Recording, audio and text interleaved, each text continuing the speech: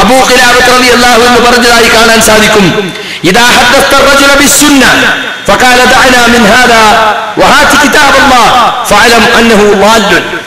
ഒരാളോട് റസൂലുള്ളാഹിന്റെ സുന്നത്തിനെ സംബന്ധിച്ച് നീ സംസാരിക്കുമ്പോൾ അയാൾ പറയാണ്, ഇതൊക്കെ നീ വിട്ടേക്ക്, ഹദീസ് ഒന്നും എനിക്ക് കേൾക്കണ്ട, നീ അല്ലാഹുവിന്റെ കിതാബ് ഉണ്ടെങ്കിൽ കൊണ്ടുവാ എന്ന് പറഞ്ഞാൽ മനസ്സിലാക്കിക്കോ, അവൻ വഴിപിഴച്ചവനാണ്.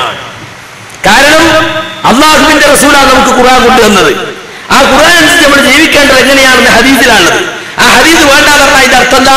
അവൻ വഴിപിഴച്ചവനാണെന്ന് നീ മനസ്സിലാക്കിക്കോ. ഇമാം ദഹബി ഈ വാക്കിന് കൊടുത്ത ഒരു വിശദീകരണം, وإذا رأيت المتكلم المبتدع يقول دعنا من الكتاب والأحاديث الآحاد وهات العقل فاعلم أنه أبو جهل. കണ്ടോ, ഒരു സംസാരിക്കുന്ന ഒരാള്, പുത്തൻ വാദങ്ങളുമായി വരുന്ന ഒരാൾ പറയാണ്, ഞങ്ങൾക്ക് നിങ്ങളെ ഈ ഖുർആനും കേൾക്കണ്ട, നിങ്ങളെ ആഹാദായ ഹദീസൊന്നും ഞങ്ങൾക്ക് കേൾക്കണ്ട, ഞങ്ങൾക്ക് ബുദ്ധിപരമായ വല്ല തെളിവുണ്ടെങ്കിൽ കൊണ്ടുവരാൻ, ഞങ്ങൾ ബുദ്ധിന്റെ ആളുകളാണ് എന്ന് പറഞ്ഞാൽ മനസ്സിലാക്കിക്കോ, ഓൻ അബൂജഹലാണ്, അവൻ അബൂജഹലാണെന്ന് മനസ്സിലാക്കിക്കോ. وإذا رأيت السالك التوحيدي يقول دعنا من النقل ومن العقل وهات الذوق والوجدة فاعلم أنه إبليس قد ظهر بصورة بشر. വേറെ ചില ആളുകൾ പറയാണ്, ഞങ്ങൾക്ക് പ്രമാണപരമായ തെളിവ് കേൾക്കണ്ട, ബുദ്ധിപരമായ തെളിവ് കേൾക്കണ്ട, ഞങ്ങൾക്ക് ലൗക്ക് ഉണ്ടെങ്കിൽ കൊണ്ട്. ലൗക്ക് തന്നെ സൂഫികൾക്കുണ്ടാകുന്ന പ്രത്യേക ചില ആസ്വാദനങ്ങളും അനുഭൂതികളുമാണ്. വജ്ദ്, അത് അങ്ങനത്തെ വല്ലതുണ്ടെങ്കിൽ ഞങ്ങളോട് പറയാം. എന്നാൽ അങ്ങനെ വല്ലവനും പറഞ്ഞാൽ മനസ്സിലാക്കിക്കോ, അന്ന ഇബ്ലീസ് ഖദ് ളഹറ ബിസൂറത്തി ബശർ. ഇബ്ലീസ് ഒരു മനുഷ്യന്റെ കോലത്തിൽ വന്നിരിക്കുകയാണ്.